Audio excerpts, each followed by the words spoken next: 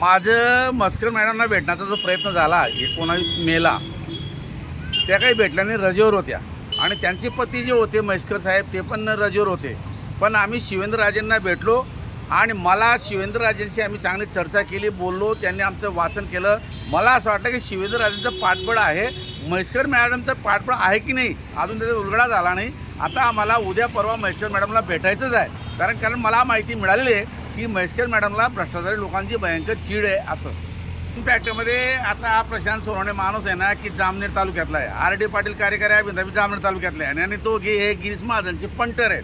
आता हा 15 वर्षापासून प्रशांत सोनवणे इथे आहे. याच्या विरोधामध्ये एकनाथराव खडसेंनी विधान परिषदेमध्ये आवाज उचलला होता आणि म्हणून 18 मार्च 2025ला या प्रशांत सोनवणेची औरंगाबादला बदली झालेली आहे. ती ओव्हरकॉर्डर म्हणजे ती जी आदेश आहे, बदली आदेश तो माझ्याकडे आहे. पण आता समजा त्या मार्चपासून आज जून 26पर्यंत जवळजवळ 14 महिने झाले तरी याला रिलीव्ह केलेलं नाही आणि त्या ऑर्डरमध्ये लिहिले स्पष्ट याला ताबडतोब रिलीव्ह करण्यात यावे असं म्हणून, आणि तरी करत नाही. याचा अर्थ मला असं वाटतं की गिरीश महाजनचा याच्यावर वरदस्त असला पाहिजे आणि गिरीश महाजनचं या आपले मुख्यमंत्री देवेंद्र फडणवीस सांगून याला इथं प्रोटेक्ट केलेलं आहे. त्याचं कारण प्रशांत सोनवणे म्हणजे अंडे देणारी कोंबडी आहे. खूप मोठा भ्रष्टाचार करतो हा माणूस आणि हा माणूस गिरीश महाजन म्हणा किंवा शिवेंद्रराजे म्हणा किंवा देवेंद्र फडणवीस यांना खूप मोठा पैसा पुरवतो, पण त्याचे परिणाम आपल्याला भोगावे लागतात. आपल्या जळगाव शहरात आणि जळगाव जिल्ह्याचे रस्ते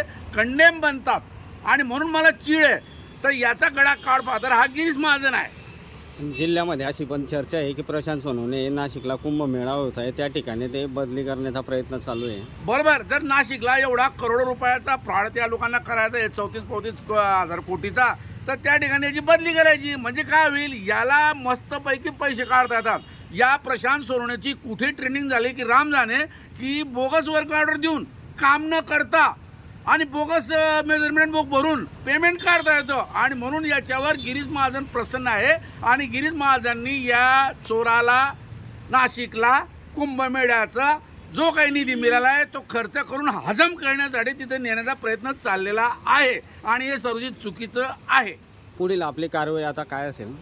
आता माझं असं म्हणणं आहे, एकदा मला या बांधकामाविषयी चीड होतीच, पण आता हा योगेश आयरे नावाचा जो लाचखोर माणूस सापडला त्या निमित्ताने आता आमची एंट्री त्या बांधकाम खात्याच्या कार्यालयात झालेली आहे आणि तिथं आता बरेच उलगडे म्हणजे झालेले आहेत.